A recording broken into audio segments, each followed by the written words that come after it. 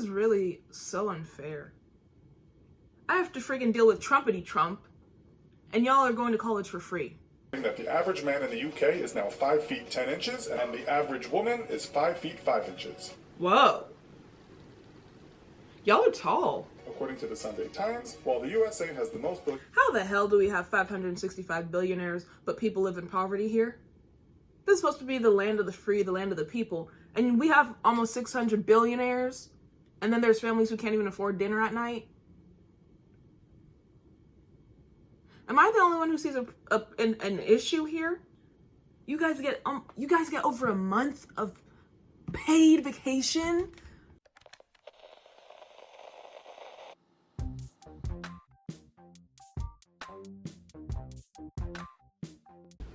Let's see. It's 7 in the morning. Filming early in the morning once again. I have work at 9, so we need to get this shit going. Hello my favorite people. Today we're going to be reacting to another UK video, but more so we're going to be comparing UK culture to American culture once again. I enjoy these kind of videos. You guys seem to enjoy these kind of videos. And honestly, they teach me a lot about the difference between people who seemed so similar, and the only difference we really had was our accents. But that's not the case at all. So this video is called The Average American versus Average British Person. How do they compare? People comparison. This is by Infogramics the show, and I'm excited to see it. Subscribe if you're new here, and make sure you like this video. Let's get 500 likes, and in the description down below is a link to the second channel. Please head over there and subscribe over there too, because I want to get to 1,000 subscribers. So yeah, if we could do that by the end of the week, I would be happy. Is it cold, or am I just excited to see y'all? All that being said, let's get into the video. Two of the closest allies in the world today are the United States of America and the United Kingdom of Great Britain, with both...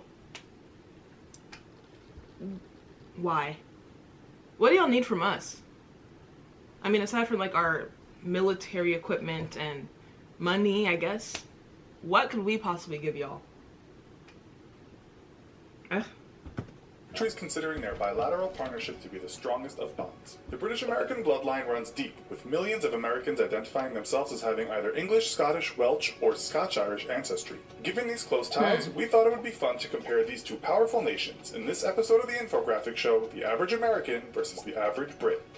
Don't forget to subscribe and click the bell button so that subscribe here, bitch. Squad. First of all, we should explain what the United Kingdom of Great Britain is, as its own. I didn't know this was gonna be in here, but wow. Killing two birds with one stone. Let's learn. In an area of confusion. When we talk about the UK, we are referring to the United Kingdom, Wales, England, Ireland, and Scotland. I know, because Scotland's at the top, Ireland is the random islands to the left, and then the rest is just England, and then Wales is somewhere in England. Great Britain and Northern Ireland, I'm smart. Which is a sovereign state consisting of 4 countries: England, Scotland, Wales, and Northern Ireland. The average Brit we are discussing today is someone from the UK. In terms of ancestral relations, according to a Census Bureau American Community Survey, nearly 27 million people identified as being part English, over 5.5 million said Scottish, about 5 million said Scotch-Irish, and nearly 2 million said Welsh. Although Irish and German Americans make up larger portions of the US public, it's thought there are a lot more Americans that have Brit blood flowing through their veins but no longer consider themselves being anything other than a full-blooded American. With this in mind, we'll start with some comparison. I feel like that has something to do with how we were founded as a country. Because, like, why would you leave somewhere and go somewhere else just to claim you're from the original place? But, like, you left on bad terms. You know what I mean? So I feel like that's why we have a bunch of caucasity saying, I'm Irish, I'm German, I'm French. Everything but English. Which, I mean, I'm not English, but in a way I feel like all Americans, all white Americans, somehow are English, right? Right? If their ancestry goes far back enough to like pilgrimage or whatever during the founding of this country, you would have to be English in some way. Not me though, right? I'm black. I don't think so.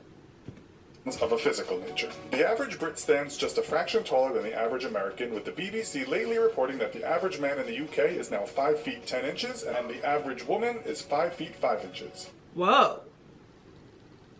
Y'all are tall. men here are short for the most part, unless they like play basketball. But for when you walk around in public, the men aren't tall. So for y'all's average height, like this is just the basic line, the basis, you know, no biggie. For men to be 5'10", English men, yes. And American the accent. Men average 5 feet 9.5 inches, and American women 5 feet 3.5 inches. Yeah, Both we're countries short. are considered to be not so well proportioned when compared to other more developed nations, with a new report from the Institute of Health Metrics and Evaluation stating that the USA is in 18th place on the world's most obese nations list. You know, that's so funny. I was just thinking about like I don't know if y'all have seen these, but those TikToks from like Korea or Asia where people are just walking around in like their crazy street fashion and the people are so tall. And I'm just like, okay, UK people are tall, people in the East are tall. What's so wrong with America? Why are we short? And I was like, oh yeah. The birthplace of what? KFC, the birthplace of freaking McDonald's, the birthplace of Wendy's. You know, obesity, fat. We drink soda every day as if it's water, or at least I do. We drink alcohol for any occasion we can think of. It's really sad, but I feel like America is like the ugly stepsister of the world. Even though, I will be honest, I do think we're the best country in every aspect. Even if we're not, we are. But I feel like we're a joke. Was the other populous nation in the top 20 countries, which was filled mostly by countries in the South Pacific. The UK, however, might also need to get in shape, with reports stating that obesity is a national tragedy, and that by 2025, the UK will be the fattest country in Europe. According to the Centers for Disease Control and Prevention's latest report, the average American male is now 195.7 pounds, and the average woman is 168.5 pounds. Okay. I would say I'm probably like, in high school when I was in my best shape, I was 145. And, you know, I ran a mile practically every day. I played basketball. I ran track. And now I'm in college, and I hardly ever work out. And I weigh about 157-ish, I'd say. 155. So, in the span of, 3 years, I've gained 10 pounds. That's not terrible. And I'm still below the weight average for the nation. I'm okay. The British man is 186.2 pounds, and the average woman is 154 pounds. Does the fact both countries are perhaps on the heavy side influence life expectancy? American men on average will live to 77.11 years, and American women 81.94. Oh, Citizens that's of the short. United Kingdom can expect to clock out at a similar age on average, with male... Whoa. Clock out? He really said clock out on life. I'm dead. The irony of saying I'm dead for a topic like this. Anyways. I'm 21, so if the average for women is only 81, I only have 60 years left. We love math, but like, I don't have a lot of time left. God, let me live till 100, but let me not like deteriorate in physical form. Let me still be able to walk around and stuff. I'm afraid of death. Comment if you're afraid of death. I don't want to die. Where's this video going? Expectancy standing at 79.1 and female life expectancy 82.8. The median age, meaning half the country is older and half the country younger, is 37.8 in the USA for men and women and right on 40 in the UK. Which country is making more babies at the moment? Current statistics state that the US and UK are similar here, with births per woman in America averaging 1.84 and in the UK 1.9. Marriage rates have... That's so funny. I'm dumb. 1.84, 1.9. So you give birth to the first child, that's your 1. And then you have to get the 0.84. So, you know, your child has to lose like a limb or a couple toes, but he needs to be the 0.84 or the 0.9. He has to lose something, or she has to lose something. You can't have the whole baby. You need to be... in many developed nations over the last few decades. According to the CDC, in 2015, 6.8 people per 1,000 of the total population tied the knot in the USA, while in the UK, that number was 4.5 per 1,000. Around 42... Okay, honestly, wait. Y'all's marriage rate is lower than ours, but your birth rate is higher. I don't know how I feel about that. Okay, we love being in the middle of a reaction and your freaking camera dying. So let's just jump right back into it. of UK marriages end in divorce, with almost half of US marriages ending the same way. On that sobering... That's sad. They said 50% of our marriages end in divorce.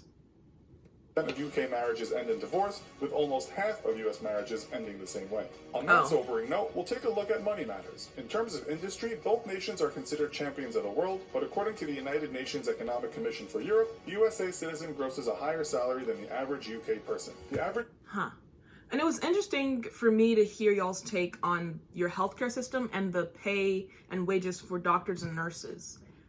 I thought universally nurses, one, were treated like kings and queens because of the work they do, but especially like economically, at least we are here in America. Nursing is like one of the highest entry level careers pay wise that someone can go into. So it was interesting to hear that that's not the same for you guys over across the pond. Salary in the USA was the 5th highest in the world at $4,893 per month, while the UK sat in 14th place on the list with a... I wish I could get almost $5,000 a month. I wish I could get $3,500 a month. Of $3,461 per month. In terms of cost of living, Americans might need a few extra dollars, with one report putting the USA in 18th place in the world on a cost of living index, and the UK in 29th place. Yeah, it's expensive here. We must also note that cost of living and wages can change dramatically from city to city. If we take a look at the economics Big Mac index, we find that the cost of a Big Mac in the US is $5.06, while the Brits only pay $3.73. At the same time, the index shows someone in London has to work on average 1 minute longer than someone in New York to buy the same burger. At the high end of the earnings scale, the US is home to the richest man on the planet, Microsoft co-founder Bill Gates, whose fortune amounts to around $87 billion.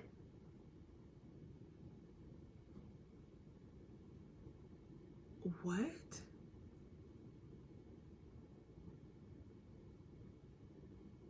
What do you even need that much money for? Can you imagine? 87 billion. Not 87 million. 87 billion. If you were to cut that in half, it would still be 43 point something billion. He'd still be a multi-billionaire. From Microsoft? Who's the founder of Apple and how much does he have? And I know that there's probably a difference because I feel like Microsoft came out before Apple, obviously. But if Bill Gates is out here becoming this rich, why isn't everyone just starting a tech company? Or making computers, or making appliances, and, you know, stuff like that? How does a man reach a fortune of $87 billion?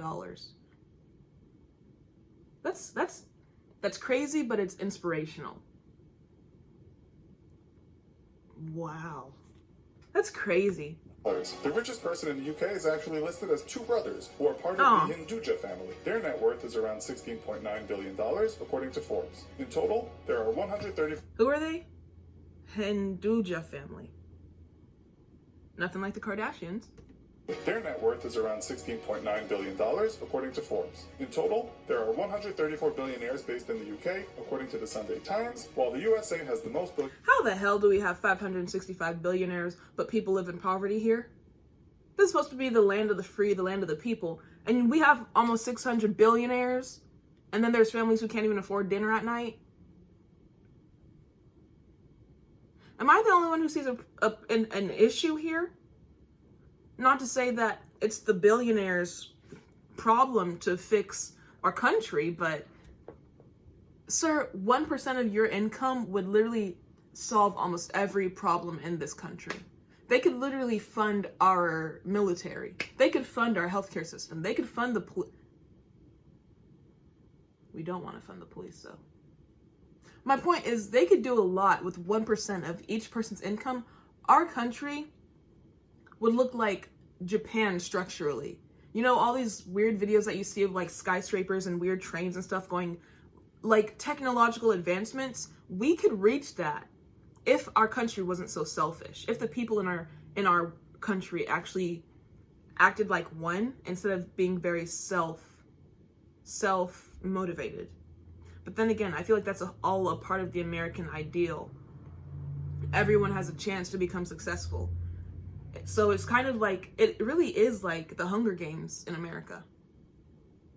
You don't really care about who you have to step on to get to where you're going. The point is you need to get to where you're going at any means possible. I want to come to the UK. I'm tired of it here. It stinks. In the world at 565. What do Americans That's and Brits ridiculous. get for all their hard work? Well, the Brits don't work as hard, according to one study that divided the total number of hours actually worked by the average number of people in employment per year. The USA was 16th on the list at 34.40 hours per week, and the UK was 24th on the list at 32.25 hours per week. The Brits also get more time off, with workers by law given 5.6 weeks of paid vacation. What the heck? Dude, literally, why am I here? 5.6 weeks of vacation. We're lucky if we get a weekend. Literally, you're lucky if you get a weekend. And if you even get a weekend, you could be fired for it. You guys get over a month of paid vacation? And aren't y'all like a socialist country too? You get free healthcare, right? Honestly, I'm gonna be like 100% honest. When I get my nursing degree, I am probably not going to stay here. I want to do travel nursing, I know that for sure. But probably I'm going to the UK. You know, the only issues I'll probably have, I feel like, are like with the people, because I don't really get y'all's sense of humor, and sometimes I do think y'all can be mean, and I'm too soft for that. And also I'm afraid of the stabby stab. But for the most part, everything on this list has proven that the UK is better than America. Time to fly ship. Vacation time per year. In the US, there is no such law, and paid time off is an agreement made between the employer and the employee. The average paid days off in the US is said to be about 10 days, with that number increasing with the number of years in a certain job. The UK has less public holidays, though, at 8 days, with the US enjoying 10 national... Who cares? You know, this whole public holidays doesn't even matter. The last job I had, they made so many different loopholes to where you couldn't get paid, like, that extra money for working on a public holiday. Say it's like July 4th, a national holiday. Banks are closed, schools are closed, you know, it's a big deal for that day. But, you know, if you still go to work, you're supposed to get paid extra money because you're working on a public holiday. At my previous job, there were so many different rules, like you had to have been there for, say, 90 days. Well, the job turnover rate at this place was so frequent that hardly anyone was ever there for over 90 days. So you're basically working on a public holiday where you're supposed to be home with your family for basically nothing, in a way. I remember they had me working Thanksgiving, Christmas, New Year's, and New Year's Eve. And I didn't find out I wasn't getting paid the extra money until January. And I was like, what do you mean? I just worked 4 public holidays back to back to back. And they were like, no, you need to be here for 90 days. You don't know how livid I was. What's the point of this? My point is, still, America sucks, y'all are better.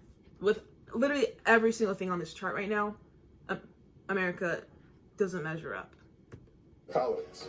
Americans may work harder, but they also seem to be getting more for their buck. While the British public have been dealing with drastically increasing property prices, they also live in very small abodes. Studies have found that Britain's houses on average are some of the smallest in Europe at around 818 square feet. American citizens on average can enjoy much larger living areas, with the average house size being around 2,160 square feet. The US also... But isn't that also, we have a bigger country, I feel like? More room to build? Or in terms of vehicle ownership, America is third on the list of number of vehicles owned per 1,000 people at 797, excluding motorcycles and anything else on 2 wheels. The UK lies in 34th place on the same list with 519 vehicles per 1,000 people. Rising... I'm sorry to keep pausing. Another thing, we don't have... The only place you see like public transportation used heavily as like the main source of transportation is like New York. And that's not even, I'm not even talking about the whole East Coast, just New York, maybe a couple buses around the tri-state area, and then I think the West Coast in California. But literally everywhere else, down to Florida, to Washington, to what's up here, Oregon and all that, especially down in the South, you're lucky to see a train. everywhere in the middle to the top left to the bottom right is very vehicle based. To travel, you need a car, basically. Property prices, expensive cars. What does this mean in terms of borrowing money? Household debt We borrow a statistics, lot. which is measured by all money owed to financial institutions, whether it be for a house or a BMW, has both the UK and the US in the top 10 countries of the world. For 2016, the UK was in 6th place on the household debt list, and the US not far behind in 7th place. UK citizens looking for a higher education and a good start in life might also have to take on a lot of debt before they actually embark on a career. While much of Europe enjoys a free ride or low-cost higher education, That's another thing. Y'all get free education? Like college education? Like university and education? Free?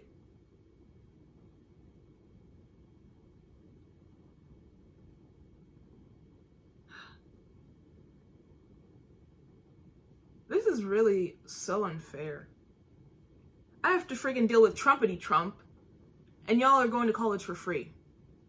England is now said to be the most expensive place in the world to get a college degree. The latest reports state UK nationals attending an English university can expect annual tuition to be $11,750. Hell no. Okay, never mind. Y'all don't get college education for free. $12,000 for a semester? Hell no.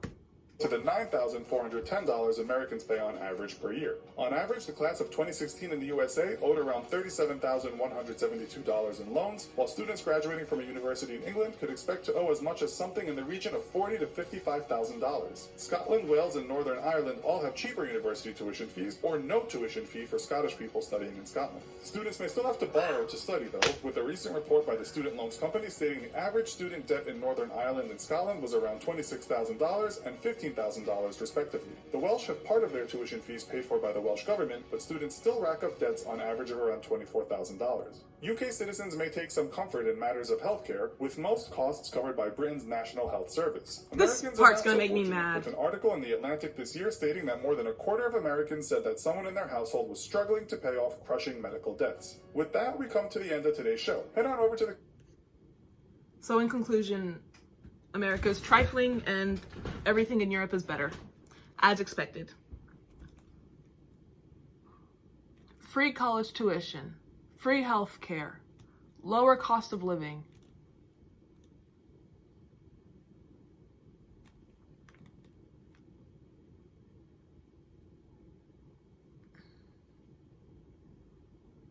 This video just pissed me off. But I'm like serious about moving out of this country. Seriously. In fact, 2 summers ago, I spent basically the entire summer in London. So I got to experience some of y'all's culture and ways. The biggest adjustment I really had was the conversion rate between pounds and dollars and remembering what side to look at when I'm trying to cross the road. But everything else was very similar. And I feel like living in the UK is honestly more, is it good to say more better? It's better than living here.